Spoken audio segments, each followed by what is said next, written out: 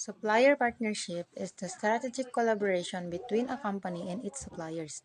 It goes beyond the conventional transactional model of buying and selling, building a deeper mutually beneficial relationship that involves shared risk, commissions, and a long-term vision for collaborative success. Ang supplier partnership is ito yung pakikipag-negotiate sa isang supplier. Ang supplier partnership is very important sa lahat ng business.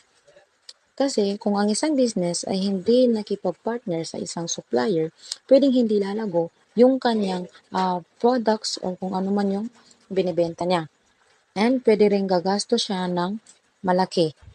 Kasi siya pa yung lalabas at maghahanap ng mga products na kailangan niya para sa kanyang business.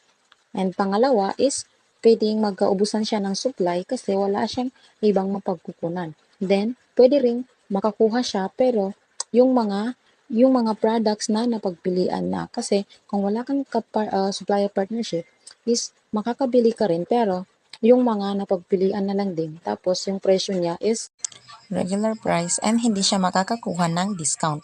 unlike sa isang business na nagkaroon ng partner sa isang supplier, is imbis na sila na yung lalabas para maghanap or mamili ng mga products na kailangan nila, is tatawagan na lang nila yung kapartner nila at i-deliver mismo sa kanila.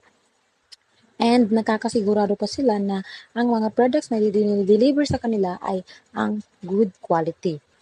Kasi kung may kapartner ka na isang supplier, yung mga kinakailangan mo para sa iyong business is naka-reserve na yan doon sa kanila at selected pa.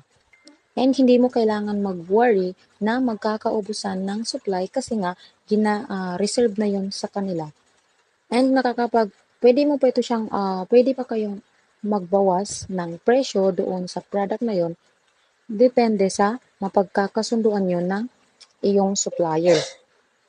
At hindi lang naman yung nagbi-business ang pwedeng maging successful.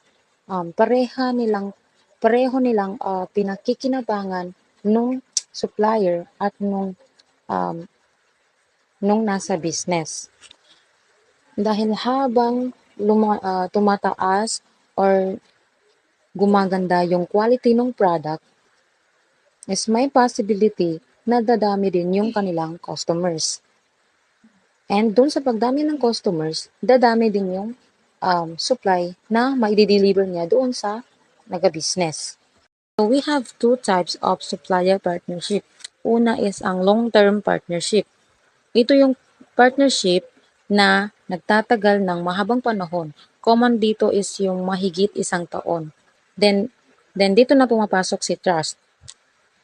Siyempre, kapag matagal na kayong partner ng supplier mo, magkakaroon na kayo ng tiwala sa isa't isa and mas lalalim yung relation nyo bilang isang magka-partner.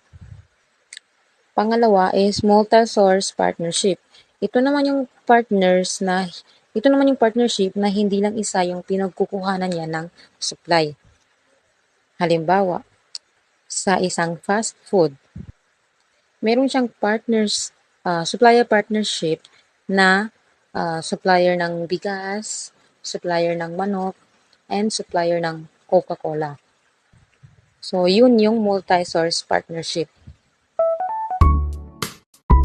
Partnering. Partnering is referred to as business relationship in some markets. It involves developing strong strategic relationships between different departments or functions within a company, or between a company and its customers or suppliers to achieve better outcomes and a competitive advantage. So, the partnering is practice between business partner and business relationship managers to share insights, data, and expertise to drive better decision making, improve performance, and ensure that all parts of the business work in tandem towards the overall strategy. Strategic approach where business units collaborate to achieve organizational objectives. What is the purpose of business partnering? The primary purpose of business partnering is to enhance decision making and improve organizational performance by fostering collaboration and alignment between different departments or functions, ultimately driving business value and achieving shared goals. Business partnering also is one of the main HR operating models that people functions use globally. Ideally, business partnering is about defining and aligning people's functional capabilities to meet the organization's objectives. And you don't have to be called a business partner to adopt and apply a business partnering mindset. So the business partnering emphasizes a continuous strategic collaboration between departments or functions. For example, consider the partnership between the human resources department and a department or function within an organization. In short, HR is responsible for the employee life cycle such as hiring, onboarding, and training. Good afternoon, ma'am. Good afternoon, everyone. I am Sahara Ahmad, the third reporter of Group 4. My topic is about sourcing. So, what is sourcing? Sourcing is the process of identifying, assessing, and engaging suppliers to procure goods and services for a business. Sourcing in a supplier partnership refers to the process of finding, evaluating, and selecting suppliers to provide the goods or services a company needs. It involves building a strong relationship with trusted suppliers to ensure quality, cost effectiveness, and reliability over time. Ang sourcing ay ang proseso ng paghahanap at pag-select ng suppliers na magpo-provide ng goods, materials, or services na kailangan ng isang company. So, when it comes to sourcing sa supplier partnership, hindi lang siya by just picking the cheapest or fastest vendor. Ang focus nito ay ang strategic at long-term collaboration with suppliers na consistent sa value delivery. Example, ang Jollibee at Cargill. Ang Jollibee ay isang fast food chain na known sa ating bansa. At dahil ang Jollibee ay famous sa kanilang Chicken Joy, ang kanilang supplier ngayon ay ang Cargill Philippines. So, ang partnership nila ay more on high quality production of chicken or high quality chicken. So, they both value credibility and reliability and maintaining the quality of their famous Chicken Joy. So, ang Cargill ang nag-handle ng quality production ng poultry na kanilang sinusupply sa Jollibee, while ang Jollibee gets a steady, high-quality chicken supply na kailangan dahil sa kanilang growing demand. Benefits of their partnership.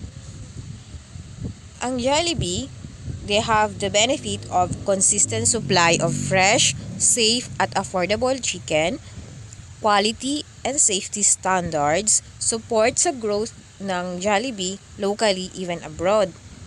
While Cargill, they benefit with guaranteed na large volume buyer, long-term collaboration, business collaboration sa isa sa mga malalaking fast food chain sa bansa, opportunity na mag-expand pa sila.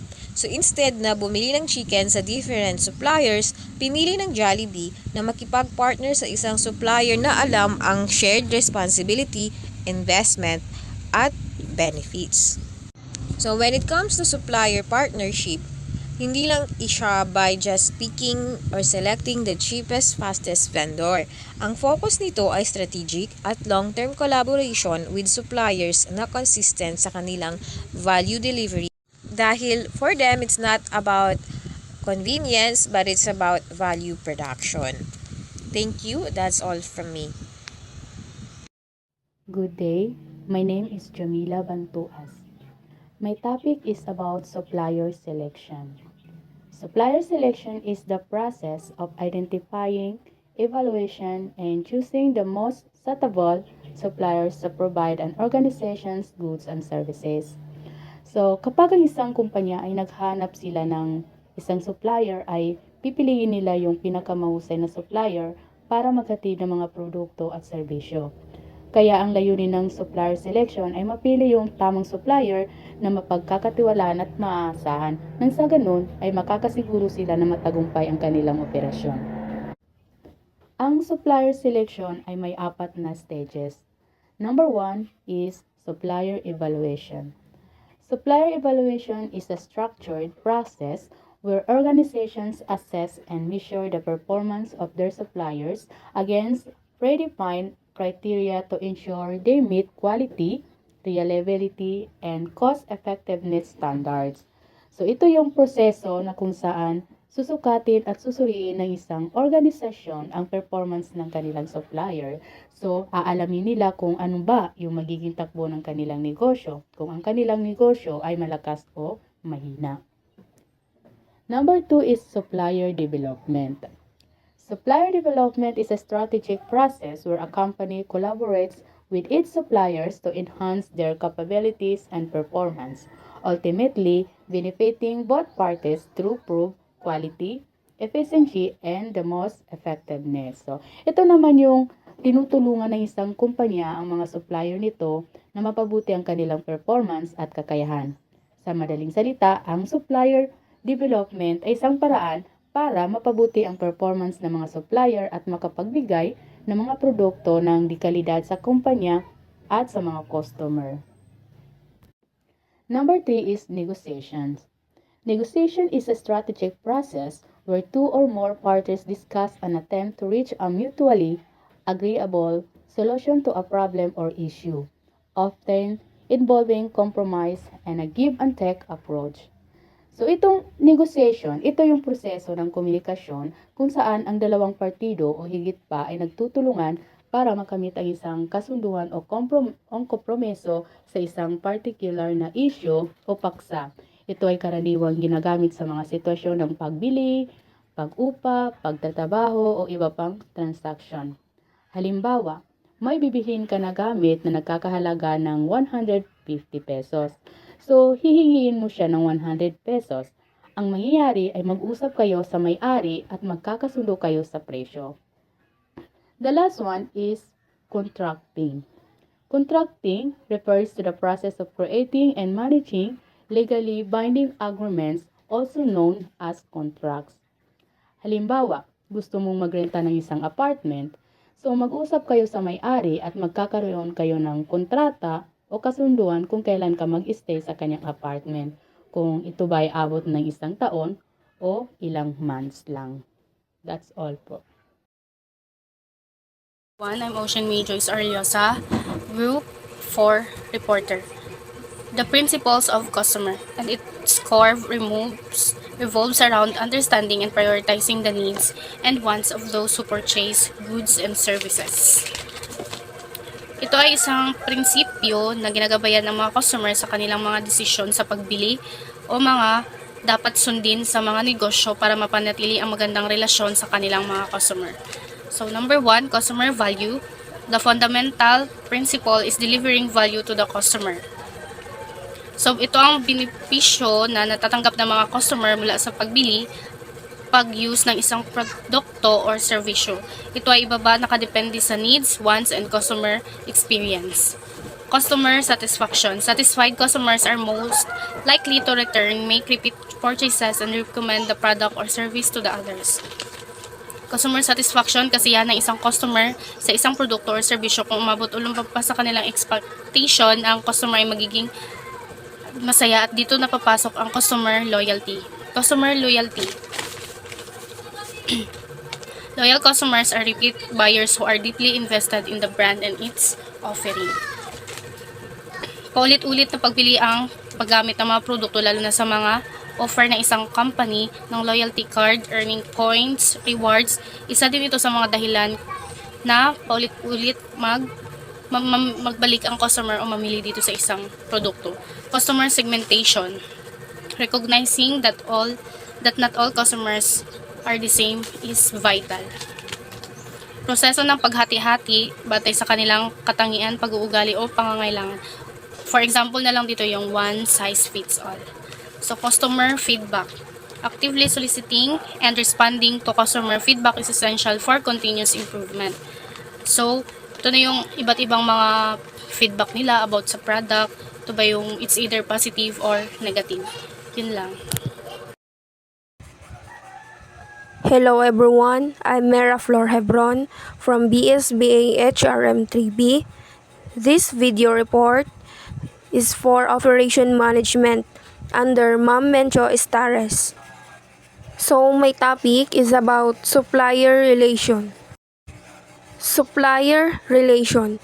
Supplier relation encompass the multifaceted interaction between a company and its supplier. These relationships are crucial for a business success, impacting everything from cost and efficiency to product quality and innovation.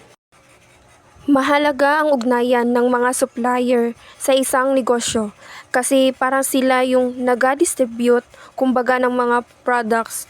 Malaki ang naitutulong ng mga supplier kasi mas lalo nilang pinapalawak at pinapabilis yung pagbebenta ng mga products. Hindi na mahihirapan yung owner dahil sa mga supplier nito. So yung owner is so less hassle na. So this is the types of supplier relation. First is arm's length relationship. These are transactional characterized by minimal interaction and focus on price and delivery. Ito yung pantay-pantay na pagtrato natin sa ating customer, yung walang special na ugnayan o connection. Kumbaga, yung customer na bibili ay hindi mo kakilala, pero bibigyan mo pa rin ng maayos na pag-entertain kahit na yung tao na yun ay hindi mo alam kung bibili ba o hindi. Kasi nga hindi mo kakilala. Kung ano yung price na binigay mo sa kakilala mo, yun din ang price na ibibigay mo sa customer na hindi mo kakilala. Kung bibigyan mo ng discount yung kakilala mo, bibigyan mo rin ng discount yung customer na hindi mo kakilala. So makikita natin dyan yung arm's length relationship.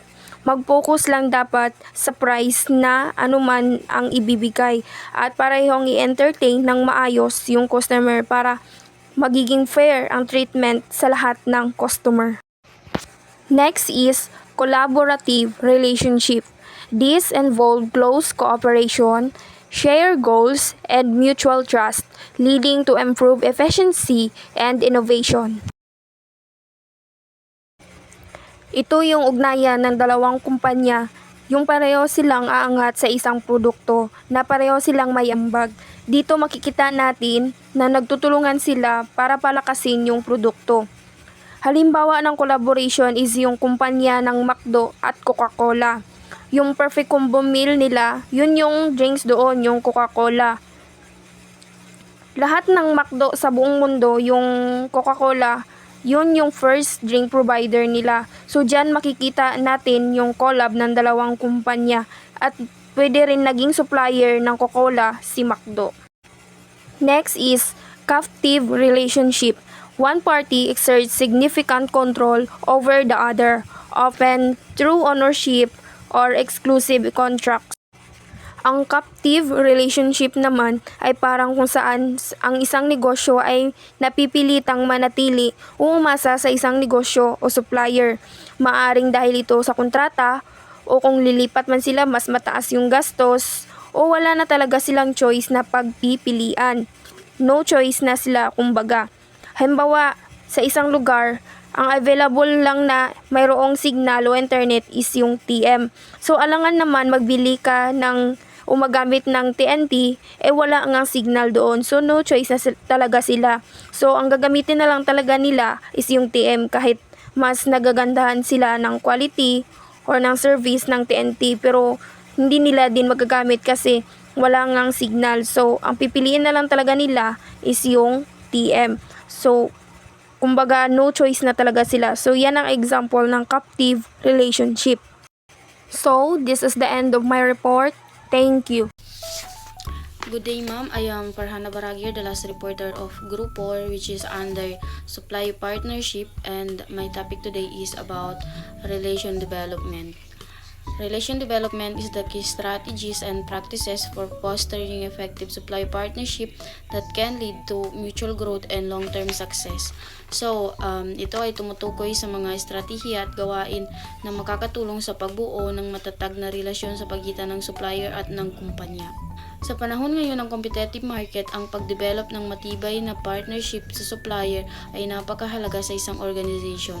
Sa pag-enhance ng operational efficiency, reduce cost at drive innovation, at ang 6 key strategies na ito ay ang makakatulong sa pag-build ng supplier partnership na magiging daan sa mutual growth at long-term success ng both organization at ng company. Number 1, understanding supplier needs. A fundamental step in developing strong supplier relationship is to gain a deep understanding in their needs and challenges. Ang unang hakbang para magkaroon ng magandang ugnayan sa supplier ay ang pag-unawa sa kanilang pangangailangan. We need to understand their challenges and expectations para maging fair and effective ang relationship. Kapag alam mo kung ano ang kailangan nila, mas madali kayong makakapagtrabaho ng maayos. Number 2, open communication channels. Establishing open lines of communication is vital for successful partnership. Mahalaga na may bukas na komunikasyon sa pagitan ng supplier at ng kumpanya. Open communication builds trust at makakaiwas ito sa misunderstanding. Importante rin na ang both parties ay parehong updated at may clarity sa mga usapin. Number 3, joint problem solving. Collaborative problem solving initiative encourages innovation and strengthens ties between partners. Sa isang partnership, hindi maiiwasan ang problema, pero mas matibay o tumitibay ang samahan kung magkakasamang naghahanap ng solusyon. Working together to solve problems encourage innovation and strengthen the ties both between partners and the companies. Number 4, performance metrics and accountability. Setting clear performance metrics help both supplier and companies understand their role and responsibility within the partnerships. Dapat malinaw ang mga sukatan ng performance at sino ang accountable sa bawat bahagi ng partnership. These help both parties to know their responsibility and manage expectation. Kapag clear ang metrics, mas madali ring sukatin ang tagumpay. Number 5, mutual benefits and value creation. For partnership to thrive, both parties must perceive value in the relationship. Para magtagal ang partnership, dapat pareho kayong may nakukuhang benepisyo o hindi pwedeng isang panig lang ang nakikinabang. Both sides should see value in the relationship for it to work for the said long term. Lastly, number 6, long-term commitment. Developing successful supplier relationship requires a long-term commitment. Ang isang matagumpay na relasyon sa supplier ay nangangailangan ng pangmatagalang commitment. Hindi ito isang beses lang na transaksyon. It is a long-term investment in trust, performance, and a mutual growth. And that's all po. Thank you.